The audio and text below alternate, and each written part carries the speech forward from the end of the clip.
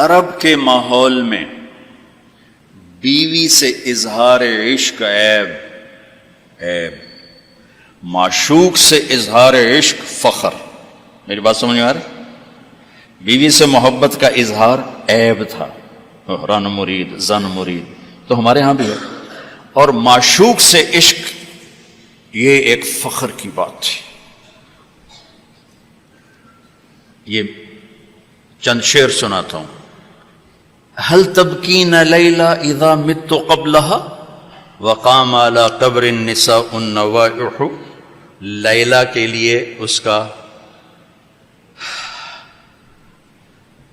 مجنون، ہم تو مجنون کہتے ہیں، اس کا نام تھا توبہ، توبۃ ابن السمہ الخفاجی، عراق کا قبیلہ تھا۔ خفاج مکے میں آباد ہے اب بھی، نام آیا نا لیلا کا۔ کما لو اصاب الموت لیلا بکیتها وجاد لها دمع من العین صافح، لیلا کا نام آیا۔ واغبط من لیلا بما لا اناله بلا كل ما قرت به العین طائح، پھر بھی لیلا کا نام آیا۔ ولو ان لیلا الاخیلیۃ سلمت علی ودونی جندل وصفائح، لیلا کا نام آیا۔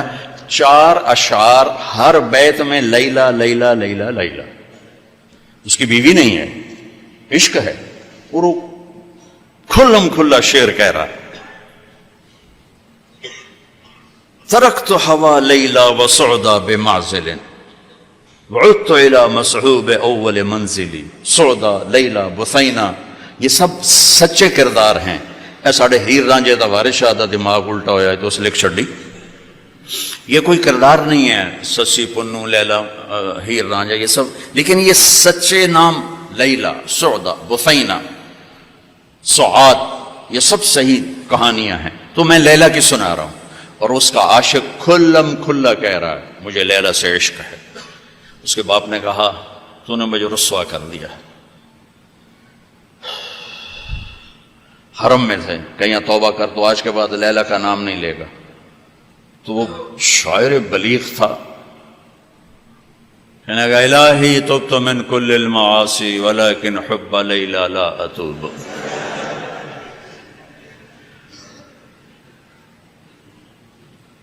اللہم لا تسلبنی حبها ابدا ویرحم اللہ عبدا قال آمینا، یہ 2 شعر پڑھ کے ابے کو سنا دیا کہ یا اللہ ہر گناہ سے توبہ، لیلا کی محبت سے نہیں، جو میری دعا پہ آمین کہے اس کا بھی بھلا کر دے۔ یہ میں نے آپ کو عرب کا ماحول بتایا۔ اس ماحول میں کسی کا کہنا مجھے بیوی سے پیار ہے جگر گردے کا کام۔ یہ بات سمجھ میں آ گئی؟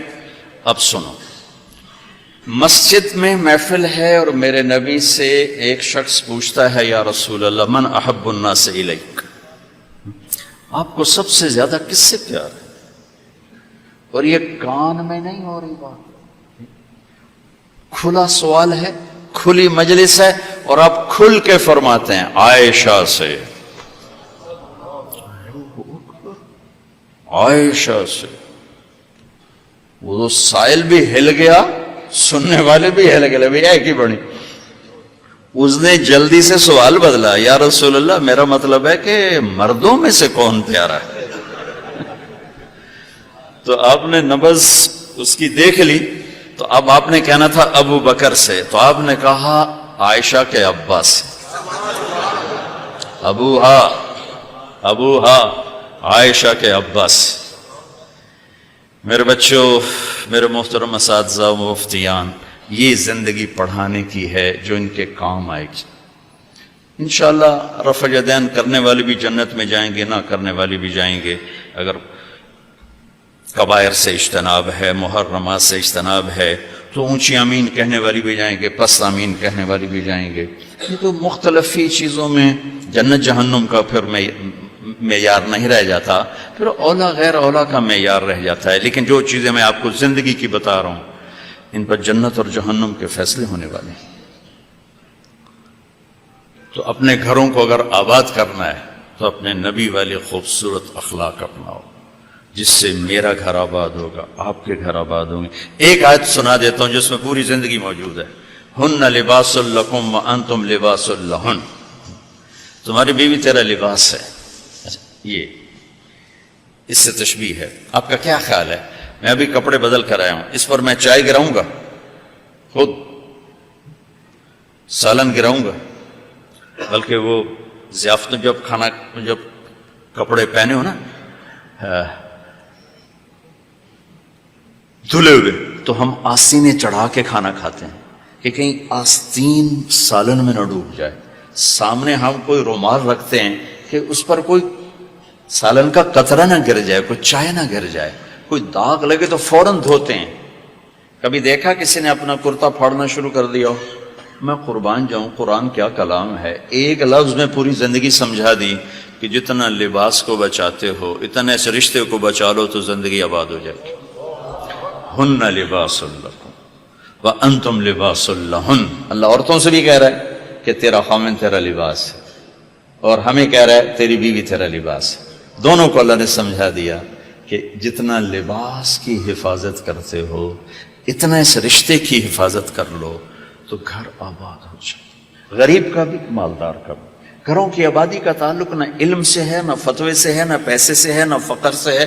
گھروں کی آبادی میٹھے بول سے ہے، اچھے اخلاق سے، محبت سے، اظہار محبت سے. ڈاکٹر عبدالحی رحمۃ اللہ علیہ کی پڑھ رہا تھا میں واقعات، تو اس میں انہوں نے خود ہی اپنا ایک واقعہ ارشاد فرمایا کہ میں اپنے ایک مرید کے گھر گیا کھانا کھانے، تو کھانا بہت بڑھیا تھا.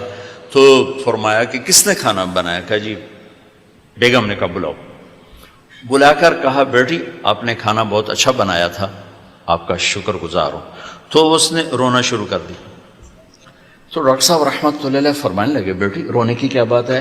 کہا حضرت آپ کے مرید کے پاس 30 سال ہو گئے، ایک دفعہ کبھی اس نے نہیں کہا تو نے کھانا اچھا بنا.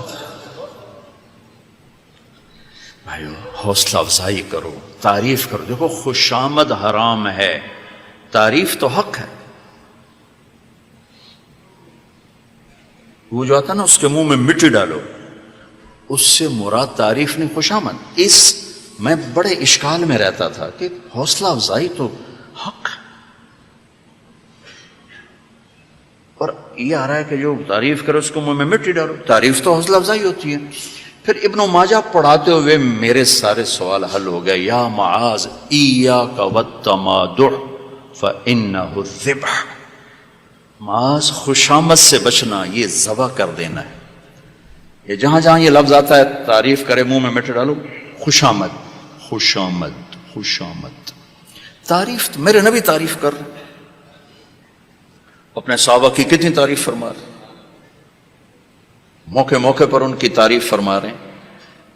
تو اپنے رشتوں میں اپنے رشتوں کو پانی لگاؤ، میٹھے بول کے ساتھ تعریف کرو. کھانا بنا دو کیا اچھا بنایا ہے، لباس پہنا کیا خوبصورت لگ رہا ہے. ماں کی تعریف کرو، باپ کی تعریف کرو، استاد کی کرو، استاد شاگرد کی کرے. اس سے حوصلہ بڑھتا ہے.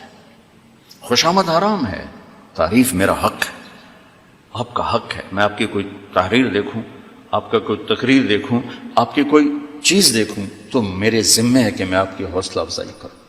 تو رشتوں کو پانی پلانے کے لیے حوصلہ افزائی، تعریف، کمیوں سے درگزر، اس سے میرے عزیزوں گھر آباد ہوتے ہیں. وہ عالم کا گھر ہو، مفتی کا گھر ہو، یا کسی ان پڑھ کا گھر ہو. گھروں کی یہ شکل و صورت 4 دن کا کھیل ہوتا ہے، پھر کشش ختم ہو جاتی ہے. لیکن حسن سلوک، حسن اخلاق ایسا حسن ہے جو ہمیشہ چڑھتے سورج کی طرح چڑھتا ہے، کبھی ڈھلتا نہیں. سورج تو نصف النہار پہ آ کے ڈھل جاتا ہے، اخلاق کا سورج موسم نہیں ڈھلتا ہے، یہ چڑھتا جاتا ہے چڑھتا جاتا ہے. تو اپنے گھروں کو آباد کریں حسن سلوک کے ساتھ، حسن اخلاق کے ساتھ. میرے نبی حضرت میمونہ کے گھر میں تھے. اب رات کو پیشاب آیا، باہر نکلے، پیچھے آنکھ کھل گئی اماں جان کی، دیکھا بستر خالی. چکر دے دیا ان کو سوکن پنے نے. کہنے لگی اچھا میری باری میں مجھے چھوڑ کر دوسری بیوی کے پاس چلے گئے. وہ سوکن پن کنڈی لگا دی. اللہ کے نبی آئے، دروازہ بند. آپ نے دستک دی، میمونہ دروازہ کھولو. کہا میں تو نہیں کھولتی. آپ نے کہا کیوں؟